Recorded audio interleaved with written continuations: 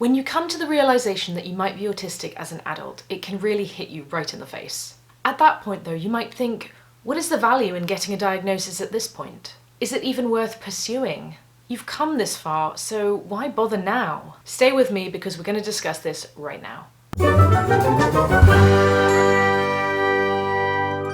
Hi everyone, if you're new to my channel, I am Sam. I was recently diagnosed with autism as an adult and I now make videos on autism, neurodiversity and exploring the autistic experience every single week. So if you think you might like that sort of content, please hit the subscribe button and the notification bell so you never miss a video. So a few people have requested this video from me because they've sort of had that light bulb moment that they think they might be autistic, but they just don't know whether it's worth pursuing it, taking it further, and getting that kind of official autism stamp of approval. Now, I apologize in advance that I really cannot make this decision for you. I'm not good at making decisions in my own life as it is, but hopefully I can give you some points to think about so it might help you come to your own conclusions about whether you want to pursue a diagnosis. As always, please share your experiences about the diagnosis process in the comments below. It really helps out the autistic community to have that kind of information out there. And this is something that is different for every country, even different by region. And everyone has their sort of own unique challenges on the path to diagnosis. And there aren't that many resources out there for helping people to make this decision. So hopefully we can try and help anyone who's also coming to this realization figure out what they want to do next. Now, we're talking about adult diagnosis here. So the first point that I want to make is that most adults who have been diagnosed in adulthood have gone through a long period, months or even years, of being considered self-diagnosed. Now, I totally believe that self-diagnosis is absolutely valid, but I think it might be more helpful to think of it more like self-identification rather than self-diagnosis. So anyone can self-identify as autistic, but a diagnosis is something that's made by a medical professional. That makes sense. The reason that self-diagnosis might not be a very helpful term is because it implies that we're practicing medicine at home with the help of Dr. Google. And to be honest, Dr. Google can be very useful if applied sparingly and with a good amount of critical thinking. But many people and many healthcare professionals are really put off by this idea. Because I guess there are a lot of people that don't know how to do good research online and don't know how to apply that to real life. But typically, when you first kind of think that you might be autistic people have a tendency to dive right into a topic and do a lot of research, almost to the point of becoming a little bit obsessed. You can say we kind of fall down that rabbit hole. And I've had comments from you guys saying that my channel has been a part of this research, and I'm truly humbled by that, so thank you for those nice comments. I've certainly had that light bulb moment myself and just sort of hoovered up all the information that I could find on the topic. Of course, I have a degree in psychology, and so I have some knowledge of research and statistical methods, so it was very natural for me to look at this information and kind of apply it critically to my own situation. But even though I researched the heck out of it, and I really knew that I was right, I did ultimately decide that I needed the diagnosis for myself. And most importantly, I had the means and the privilege to be able to pursue that. But I totally stand by those who don't or can't. And please don't think that you're any less valid because you don't have access to a diagnosis. Because at the end of the day, only you can know how you feel and think. And only you know who you are deep inside. So in the spirit of a sort of pro-con list, let's talk about some reasons why you might want to pursue a diagnosis and why that might be a good idea. So let's start with medical and professional vindication. And this is otherwise known as, I'm not crazy, I'm autistic. Hi guys, I'm just editing this video right now and wanted to clarify what I just said. I've generally been trying to stop myself using the word crazy, as I am aware it has some pretty ableist connotations, but I basically slipped up trying to make a point here, as I wanted to acknowledge the fact that many of us have been called crazy throughout our lives and many of us have wondered if we are in fact crazy. I am aware of this, I didn't mean to do it, and I really didn't mean to put it like that, but I'm still learning and trying to improve, so sorry about that. I feel like this is very important if you've been gaslit a lot by doctors, saying that it's all in your head, or these symptoms aren't that bad, or anything like that. And I think that that was the thing that I needed the most, was the medical and professional vindication. When you have been told your whole life that you're too sensitive, you're too shy, why are you so weird, why are you like that, you're this, you're that, it can be really powerful to say, especially to doctors, no, I'm none of these things, I am autistic. And that's not to say that the A word is some sort of magical password into autistic nirvana, but it does help you take yourself more seriously and be taken more seriously in situations where you might be more vulnerable. And if you've been suffering with poor mental health your whole life, the realization that I'm not crazy, I'm autistic is very important, especially if you've had people around you your whole life that have been gaslighting you. Although a meaningful understanding of autism isn't guaranteed by any means by all medical professionals, it is getting better, things are improving, knowledge is improving. And I hope to be a part of that movement that helps improve understanding of autistic people, not just by lay people, but by the medical community as well, who still clearly sometimes don't really understand what autism is and how it actually affects us. And the thing is, once you have a diagnosis, you have a word or a label to help describe yourself and your perspective. The idea of labeling yourself is, I think, unfairly maligned because labels can be very useful. Labels help explain yourself succinctly to other people without launching into a long monologue about your life and your struggles. And an official label helps communicate to other people that your autism is a real thing, especially if these people aren't familiar with autism or are generally skeptical of self-identification.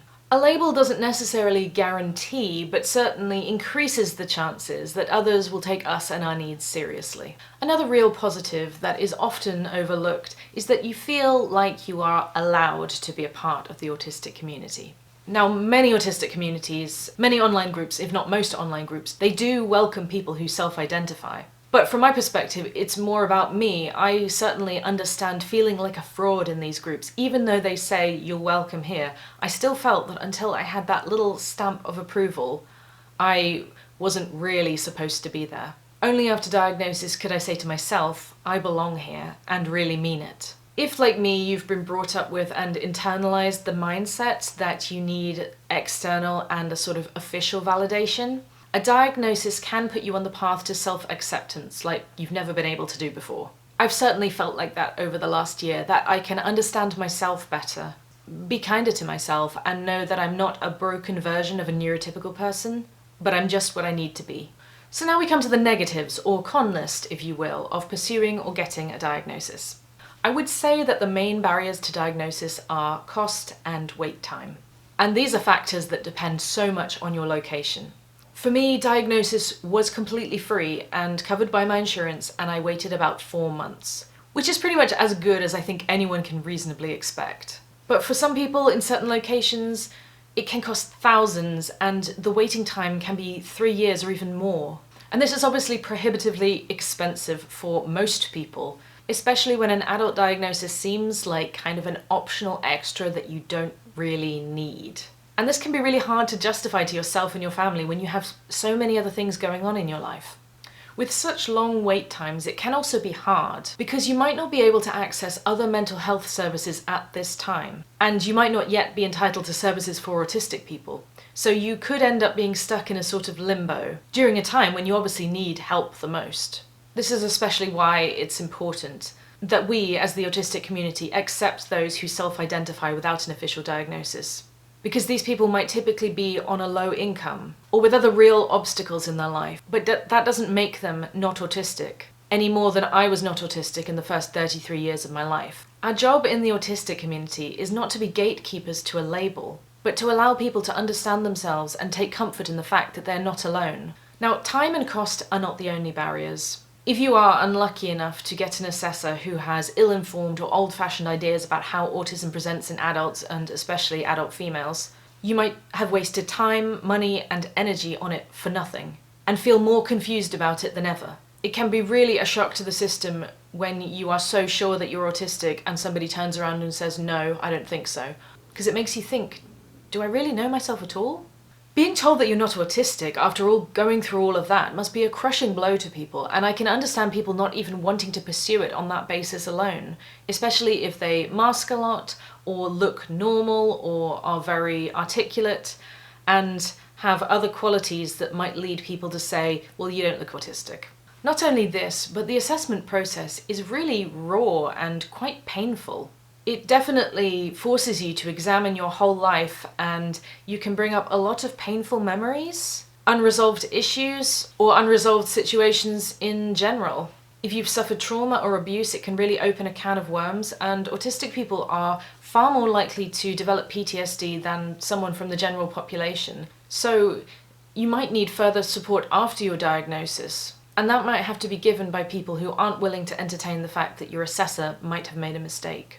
Even if you do get the official diagnosis, there can be fallout. You might think that you get a special autism medal and then we skip away into fields of poppies and rainbows to live happily ever after. But the truth is, a lot of the hard work and even some of the grief comes afterwards. A diagnosis gives you a lot of thinking to do and forces you to consider the possibility that you've been living your life disabled and not even realizing it. Now, I use the word disabled with a great deal of care, and the concept of autism as a disability is something that I will explore in much greater detail in another video. But a diagnosis in some ways forces you to mourn the life you could have had you known. It forces you to reevaluate decisions that you made out of fear. It's not quite been a year since I got my official diagnosis, and I'm only just getting to the point where I really feel like I've processed it, come to terms with it, and it's become a part of my accepted identity. It takes time and patience and self-care.